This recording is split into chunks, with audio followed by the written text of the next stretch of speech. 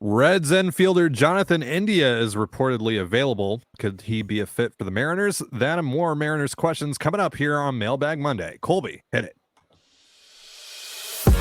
You are Locked On Mariners, your daily Seattle Mariners podcast. Part of the Locked On Podcast Network, your team every day. Ahoy, sailors. It is Monday, July 24th, 2023. This is Trident Gonzalez and Colby Pennood for the Locked On Mariners podcast. Thank you so much for making us your first listen. Subscribe, like, and turn on alerts if you're watching on YouTube, or subscribe and leave a 5-star review on your preferred podcast platform if you like what you hear. And if you're part of the crew and rock with us every single day, let us know in the comments below. And if you want to hear from us even more, please consider signing up for our Patreon. You can now get a free 7-day trial to check out the show. The link, as well as our social accounts, is in the description of this episode. And this episode is, of course, Mailbag Monday, the show where we answer your Mariners questions. We'll also be announcing the winners of our Mariners ticket giveaway a little later on, so be sure to stick around for that. But let's get into these questions. We're going to start with Gilbert here, who says, news broke that Reds expressed willingness to trade Jonathan India for a young, controllable starting pitcher. Does anyone in the M system make sense? If they want Emerson Hancock, sure, but they don't, so no. The answer is no. The answer is no, and I'm not willing to trade any pitcher in the Mariners rotation currently for Jonathan India. He is a sub 100 WRC plus guy with bad defense. Yep, he is woefully out of position at second base. He should be playing third base, but the bat doesn't profile well at third base. Yep. So essentially, for him to be worth one of your young pitchers, he has to be an above average offensive second baseman who's at least average defensively. And he is neither of those things. So no, Yep. Nope. India is not the guy. Yeah, I'm not paying for the guy that won Rookie of the Year 2 years ago. I'm paying for the guy that he is now, which again is a sub 100 WRC plus guy with bad defense. And I'll pay a little extra on that because of the upside, because of the years of control, but not that much. I'm not paying Brian Wu. I'm not paying Bryce Miller. I'm not paying any of those guys for Jonathan India. So, yeah. If it's just about the bat, you can just go get Mark Canha for Alberto Rodriguez. Right. That's a better Mark Canha is a better bet right now, as of now. Yeah. Mm-hmm. You know, a couple years down the line, whatever. But as far as like, how do these guys help me in 2023 and even 2024, just projecting out that way? Just Jonathan India is not a guy that I'm willing to bank that much on personally. Nope.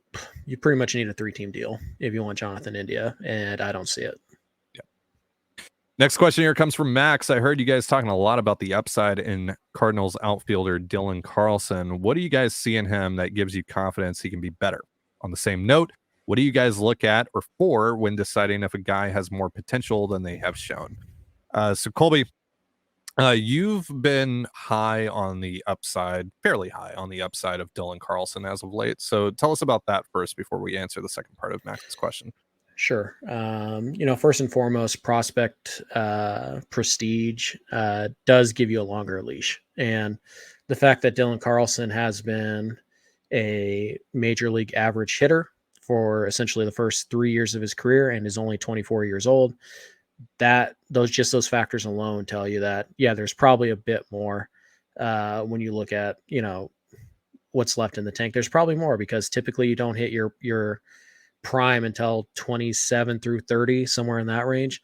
So if you're already an average big leaguer at the age of, I think Carlson just turned 25, then there's probably more there. That also means that there's a really high floor that you're just always going to be, at least for a long time, a league average hitter. And Carlson does other things that help you too. He's a pretty good runner. He's a pretty good defender. He showed power in the past more than he has. The bat speed suggests that there is more power there. So there's a lot of scouting things from his old scouting report that make you think that. And then you look at the numbers, how steady they've been over the first, 3 years of his career. And even though it's not mind blowing that he's, essentially a 100, 105 WRC plus guy right now, he is only 24 years old. Or 25 years old. So yeah, there's a lot of projection left there that he can still get better. And he is having he's having a really good second half. At last check, but yeah, it's mostly, you look at the prospect profile from when he was drafted, from when he made his major league debut, and then you look at the success he's had in the majors, and he's been relatively good, as a major leaguer. And you look at age and you kind of project forward, and that's mostly what it is. There's also things like chase rates, hard hit rates is another one, xwOBA. But you got to be careful with those because that's not a one size fits all thing, right? Like when Ty France is good, it's not because he's hitting the ball at 115 miles an hour every time he's out there, right? Sometimes xVelos and xwOBAs, they're a little bit, they don't tell the entire story. So be a little careful with that. But Carlson, for me, it's what his profile suggests he is, what he's already been at a young age in the majors. And it's mostly those factors for projecting some more upside. And theoretically speaking, he's most likely going to be cheaper than what's been speculated for Lars Nootbaar. He's also not playing as much. Tyler O'Neill, I don't know if O'Neill's back or not yet, but a few days ago, I read that, once O'Neill returned from injury, that Carlson was essentially going to become the fourth outfielder there in St. Louis. So he's only playing like 2 times, 3 times, maybe 4 times a week there in St. Louis. Then he should be had for a fairly reasonable cost. And so with that upside, paired with what it could potentially cost there, I'm all about it. So what do we look for when looking at guys that might have a little more in the tank? It can be just as simple as like the obvious numbers, right? An uptick in production over a certain period of time. Or it could be a little bit deeper than that, hard hit rates. If we're talking about a hitter, specifically hard hit rates, barrel percentages, anything that suggests that more success is on the way. Anything else, Colby? Yeah, for hitters, it's like if the in zone contact rate is above average, but his batting average is below average, and you look at line drive rates and fly ball, you try and see like, hey, is this guy maybe getting a little bit unlucky with his batted balls? You look for things like that. For pitchers, typically I'm looking for, guys whose xERA or FIP is a lot lower than their ERA. Or you're kind of looking at guys who maybe have a good pitch that they're not utilizing enough. And that's why you think, hey, if they tweak this, if they can, use the slider a bit more, if they could maybe go to a 2-seamer instead of a 4-seamer, then there's probably more untapped potential there. But a lot of the times what you're looking for is just athletes. Who's a really good athlete that hasn't really been a good baseball player yet, or, has been a good baseball player, but you think could be better. That's the guy you take the shot on, and you trust your player development and all that stuff to make them better. And that's true even at when you're looking at big league guys. It's not just the farm system guys that you're trying to develop. You're trying to develop big leaguers too. And so, yeah, for me, it's you just kind of look at it and say, this is what the guy was supposed to be. This is what he's been. And the numbers suggest, the metrics suggest hard hit rate, line drive rate, batting average on balls in play, xwOBA, blah, blah, blah. It all suggests that this could be what he is. And that's pretty much what you're looking for. Quality of contact numbers, et cetera, et cetera, et cetera. Mariners are big on the quality of contact stuff. Sure, for sure. All right, we're going to be announcing the winners of our Mariners ticket giveaway, and we're going to be answering more of your questions in just a moment. But first, a reminder, this episode of the Locked On Mariners podcast is brought to you by Sleeper. Are you using the Sleeper app for daily fantasy baseball? Want to times your money by 100? Sleeper is now offering up to a 100 times payout for up to 8 pick contests. Choose as many as 8 players that you like and pick more or less on your favorite baseball stats like home runs, strikeouts, hits, and more. Get your picks right and you can win big. If you think Julio's going yard, add him to your lineup. If you think Bryce Miller's striking out 6 or more, add him to your lineup. Making your picks is easy and takes only 30 seconds or less. And if you win, you can withdraw your payout safe and quickly. Use promo code LOCKEDON, that's LOCKEDON, and you'll get up to $100 matched on your first deposit. Terms and conditions apply. See Sleeper's terms of use for details. Currently operational in over 30 states. Check out Sleeper today. And you're listening to the Locked On Mariners podcast. Thank you again for making us your first listen here on Mailbag Monday. You can catch the Mariners and the Twins tonight on the Mariners hometown broadcast with SiriusXM via the SXM app. Before we answer more of your questions, it's time for us to announce the winners of our Mariners Red Sox ticket giveaway. Again, we are giving away 2 tickets each for each of the Mariners Red Sox games next week at T-Mobile Park, Terrace Level Club tickets. And the winner for Monday's game, you're going to be going to Monday's game, July 31st. Link Storm said, I would love to go on Monday, 7:31. Our next winner for the Tuesday game on Tuesday, August 1st, is Michael Carlton, 8439. Ahoy, guys. Great game and a very interesting day indeed. Also, I would like the Tuesday game for the Red Sox and the Mariners. And our winner for the Wednesday game is Jeremy Montgomery, 8821. Had the pleasure to wish all the Canadians safe travels after the game Friday night. The game was great. Would love to go back for the Wednesday game. Thanks for the pod, boys.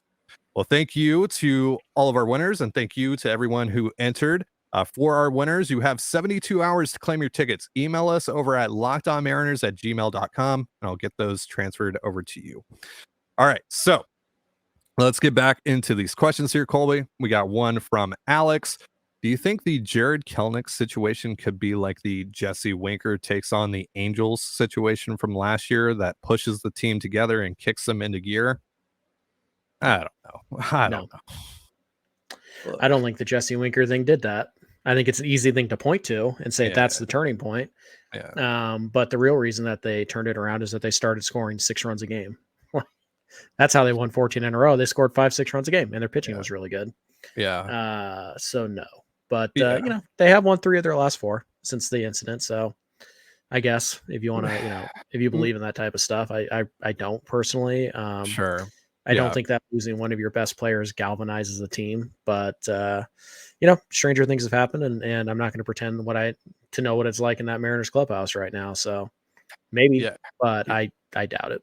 Especially with an injury that happened the way it did. I just self-inflicted, I don't know. Maybe it is a vibes changer. Maybe they were able to spin it around positively for them, and that's given them something here. I mean, they have looked more lively than they have for most of the year these past 4 days. Sure. But how valuable is that at the end of the day? I don't know. Probably not a whole lot. But hey, if it's helped them in some sort of way, great. Awesome. Good for them. If they needed something like that to give them a little kick in the rear end, then cool. But I have no idea how to even quantify that for you guys. So, I doubt it.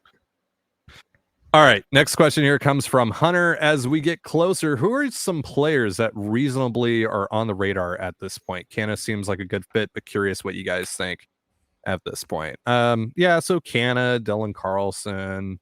I mean, there's a bunch of possibilities here, and you know what's going to happen. I don't need to say it really, but we know that once we get to the trade deadline, Colby and I are going to get on this show talking about someone that we haven't even thought about, because that's what Jerry DiPoto does. But yeah, who are some other guys on the radar that you think are realistic for the Mariners, Colby? Tommy Pham, is a pretty good one. He's having a nice year. Kind of kept his nose clean after the whole Jock Peterson thing. So it doesn't appear to be a problem anymore. And, I think that you should trade for Tommy Pham and Jock Peterson and platoon them. If only the Giants weren't in it, then yes, I would agree. But yeah, he definitely makes some sense. I think that Randall Grichuk makes a lot of sense. He does. Yeah, he's kind of pretty much Tommy Pham. Right-handed hitter. Josh Bell could make some sense. Cleveland's in it, but they do some weird things at the deadline, so you never know. Same with Ahmad Rosario. Is that the right one? Yeah. Okay. Yes. He could be available. There's plenty of guys who could be available. Seth Brown is a guy who I know Ty hates, but whatever. There's some value there. I think he's a good fit in the ballpark. Like, imagine an athletic Mike Ford. There you go. More athletic Mike Ford, I should say. Apparently just acknowledging that he's only been good for half a season is hating him. No, great for half a season, but sure. Like top 5, top 10 in baseball for half a season, but yeah. Some maybe lesser known, like Hunter Renfroe would make some sense, except for the whole Angels thing, and the Mariners of Angels haven't made a trade in more than a decade. So it's probably not that realistic. But yeah, there's definitely guys. I mean, Cody Bellinger's market's probably going to get away from you, but you should be thinking about him. You should be thinking about maybe Max Kepler. You could be thinking about refresh Paul my memory on Giroux. Bellinger. Is it a mutual option? It's I think it's so he'll opt out. Yeah. So And no, the Cubs the Cubs would just put the QO on him, so you kind of have to give him more than the qualifying offer than the draft pick compensation would be. So that's probably like Emerson Hancock or Clase and something, which, if there was a club option there, I would still consider him. But given where you are right now, given how expensive he's probably going to be, really, I still consider it. Yeah. So it's all dependent on the cost. Sure. Yeah. So, there's a lot of guys that, fill this role. Like if you're looking for maybe like more of a like Jorge Polanco maybe is a guy that might make some sense. But yeah, I think you're looking at like Tommy Pham, Mark Canha, Randall Grichuk. Ideally, you'd like the guy to be lefty, but beggars can't be choosers. Mark Canha makes sense. So you're not discounting guys just because they're right-handed. So yeah, I think the Mets make some sense here, and I think Canha or Pham make a lot of sense for this club. And then you'd like to get a lefty, but aside from Bellinger, there's not. I mean, because you're probably not getting Conforto, you're probably not getting Peterson, even though they're both rentals because the Giants are in it. So yeah, I think you're pretty much know who's available. I guess one other name that I throw out there, just suggesting that maybe you watch it, is Yohan Moncada. It's pretty interesting. But yeah, I think you guys know by this point who's available and who's not, who's likely to be available and who's not. And then you always have to be ready for surprises, because you could wake up on, Friday and see that the Mariners have traded Paul Sewald for Harold Ramirez and nobody ever saw it coming. So, but yeah, I do think Pham, Grichuk, Canha seem like more likely targets than most, because the thing you guys have to remember is that no trade is ever likely to happen. None. No. So yeah. Yeah. I'll throw a couple more just random names out there. Not saying they would be good additions, but I could see the Mariners maybe taking a flyer on them, like Mike Tauchman from Chicago, or Patrick Wisdom, who's been 20 grade, who hits home runs, and that's it. He's right-handed Mike Ford. He strikes out 40% of the time too. He's worse than right-handed Mike Ford. He's worse than right-handed Mike Ford. But I'm just covering all my bases here, because you never Jake know. Bowers. Sure, why not? Yeah, I didn't have Jake Lamb or Matthew Boyd on the list last year, or Kirk Caselli. Very few did, Ty. Very few did. Yeah. But we don't need to rehash that whole thing.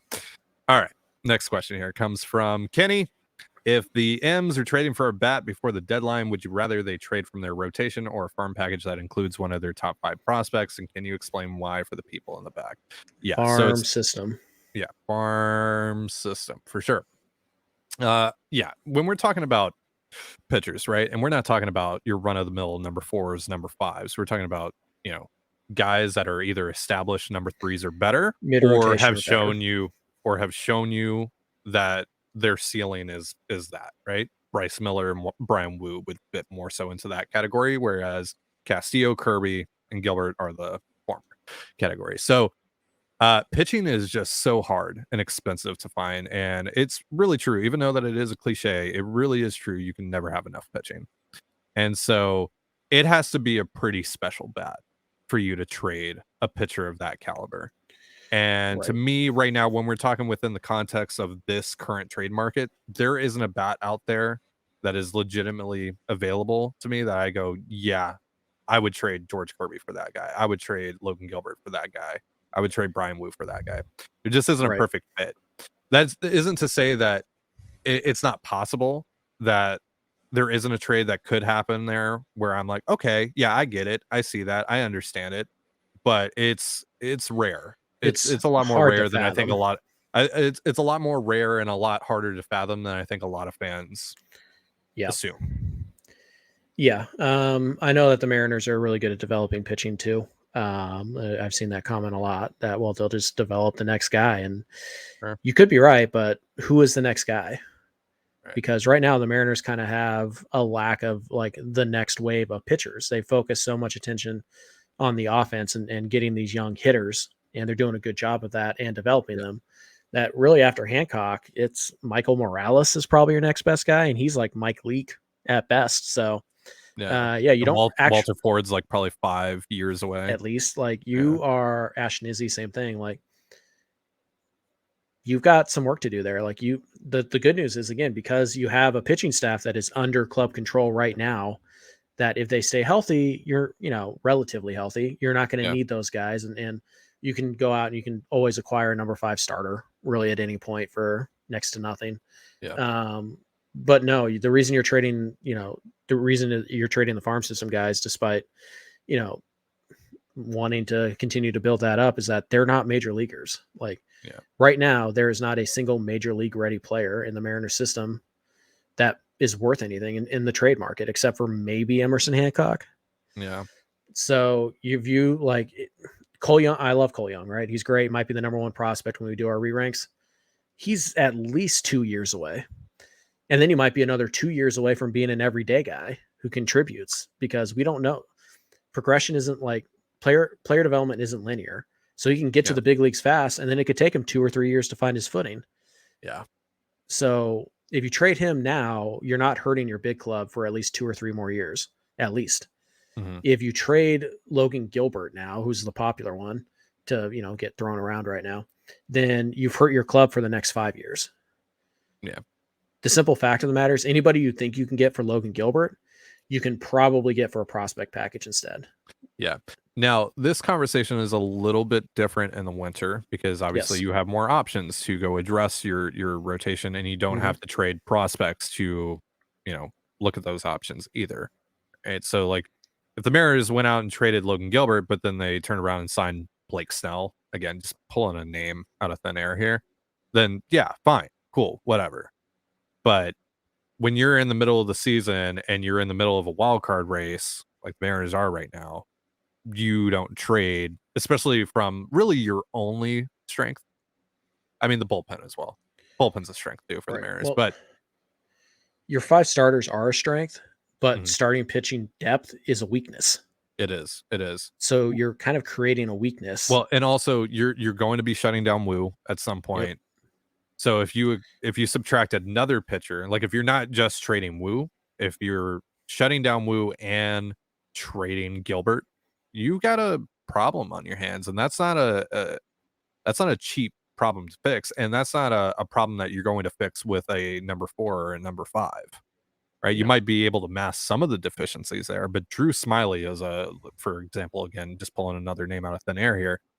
He's a massive drop off from Logan Gilbert, from Bryce Miller. So, I mean, just hypothetically, right? Just to wrap this up, because it's all hypothetical until something happens.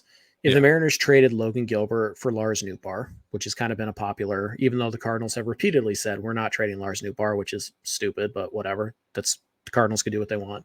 Sure. If that deal was made, you should be furious, because you know what I can do? I can just go trade Alberto Rodriguez for Mark Canha, who's has a higher WRC plus than Lars Nootbaar right now, and keep Logan Gilbert. Would you rather have Logan Gilbert and Mark Canha or Lars Nootbaar? That's how you have to look at this thing, and particularly in season. In the winter, all bets are off. You can go trade for another pitcher. You can blah, blah, blah, right? All bets are. You could trade prospect bats for prospect arms, and that makes a lot more sense in the winter than it does in the summer. But right now at the deadline, you're trading from your farm system pretty much like exclusively, unless there's a sideways deal you can make with like Seawald or Teoscar or somebody like that. Right.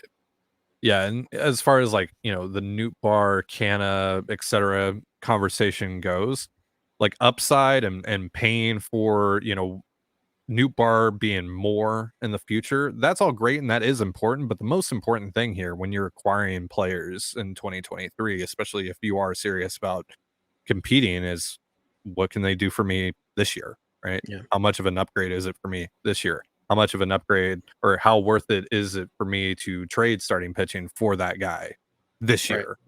Like, so are you getting worse or are you getting better for 2023? And in that example, you're most likely getting worse, and at best you're net zero. And that's if Hancock comes up and is basically Logan Gilbert right away. Right. And that's a lot not going to happen. Yeah. You're listening to the Locked On Mariners podcast. Thank you again for making us your first listen here on Mailbag Monday. We got a couple more questions here. We got one here from Peter. It's from Bob Nightingale, so big grain of salt. But if Willson Contreras is really available, would you be interested? And what's the biggest red flag? The cost, contract, or fit? Could Jerry get creative and find a 3-teamer that sends Tom Murphy out and lowers Mariners' cost by getting St. Louis prospects from both teams? To answer the question about the biggest red flag, it's all three. It's all three for me. Contreras is known as a bad clubhouse fit. He's expensive, and you don't really need him. So, yeah, I'm out on Willson Contreras. I have no interest in going down that path. So, as far as your second question goes, it doesn't really matter to me because I don't want Willson Contreras personally. Do you feel any differently, Colby? No. Yeah. He's a catcher, right? And that's fine. He's a pretty good one. You have Cal Raleigh. You have Tom Murphy. Yep. You're fine. You're fine at catcher. And this guy is overpaid for what the bat is. So it's not a positional need. It's too much money for the quality of bat you're getting if you don't care about the catcher defense, which we don't because the Mariners are fine there. It's just not a good fit. Yeah. Forgot to mention that you can catch the Mariners and the Twins tonight on the Mariners hometown broadcast with SiriusXM via the SXM app. Let's get into our final question here, Colby. This one comes from Vlad. What are the pitching options with Wu close to being shut down and Marco still not throwing? So we talked about this a little bit. Emerson Hancock's that next guy up, I would think. Obviously, you still have Tommy Malone and you have Adam Mahler and Logan Allen in Tacoma, but yeah, I would think that Hancock as of now would be the next guy if there was an injury or when they shut down Brian Wu. So yeah, Jerry's also talked about not shutting down Wu and just going to a 6-man rotation for part of the year, which the problem with that is obviously you're giving the ball to Castillo, Kirby, and Gilbert less, as well as Wu and Miller. So the number 6 has got to be pretty good to justify that. And I don't know if you want Hancock to be that guy. So in the case that they want, to go with a 6-man rotation, then they probably have to go out and acquire another arm. And it doesn't have to be a great one, but like it probably has to be at least Drew Smiley or, Mikolas from St. Louis, maybe if there's some contract, et cetera. Yeah. Yeah. So yeah, I think that's why, I know Jerry has said repeatedly that pitching's not really at the top of our priority list at free agency or at the trade deadline. It should be, especially if you're going to roll a 6-man rotation. I mean, even if you're going to roll, just shut Wu down, it should be, because if you don't think you're going to be in the playoff race, it doesn't matter. Right. Yeah. Everybody just gets their work in and then you just roll with McCacken or Malone or Matt Brash. And if you know where to look, there's some information out there about the Mariners looking at starting pitching. So yeah, they've at least done some digging on that front. Sure. I've heard a lot of names, most of them, number 5, number 4, number 5 types and maybe some upside plays like Jack Flaherty. But they're definitely at least talking. And that's one of those things that you can put together pretty quick at the last minute. So it makes sense for Jerry to say the focus is on bats at the deadline because he knows that he can go get a Tyler Anderson type basically whenever he wants, whenever he needs to. These are the times where I miss the waiver deadline. Yeah, same. The waiver deadline was awesome. Why? Dude, that's how the Astros got Justin Verlander. Like there's some real awesome trades that have been made at the waiver deadline. Wasn't the Justin Upton traded a waiver deadline too? Which one? I don't know. He got traded a few times. I feel like there was another big one too, but here's my thing, right? With more and more teams, staying in it longer. Yeah. Obviously, trade cost even for rentals is going to continue to go up. Right. There's a new norm. So what you could get player X for 5 years ago doesn't apply anymore. Throughout the playbook, you have to start from scratch.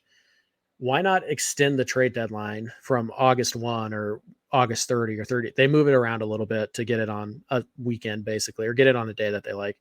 But it's generally between the 30th and the 2nd is when it's going to be. Why not just push it back to August 10 or August 15? Why not? Because now you might have teams that are surging and all of a sudden like, hey, now we're really into it. Let's go buy. Or you have teams that have fallen back at that point. Like, okay, well, now let's go sell. Why not just wait 2 weeks?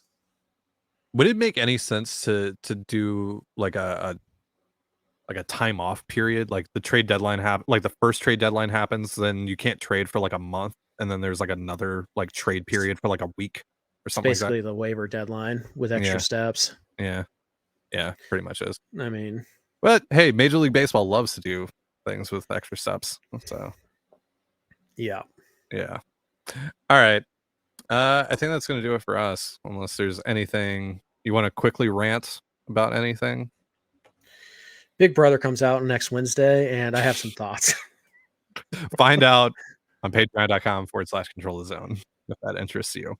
That's going to do it for our show. Thank you so much for joining us here on the Locked On Mariners podcast. For Colby Patnode, I'm Trident Gonzalez. Be sure to give us a follow on Twitter at LO_Mariners. You can follow me at Dane Gonzalez. That's CANEGNZLZ, and Colby at CPAT11. That's CPAT11. Follow us on Instagram and TikTok as well over at Locked On Mariners. That's one word, Locked On Mariners. You can also find all that stuff in the description of this episode. Thank you again for making us your first listen. Have yourself a beautiful baseball day, and we'll see you next time. Peace.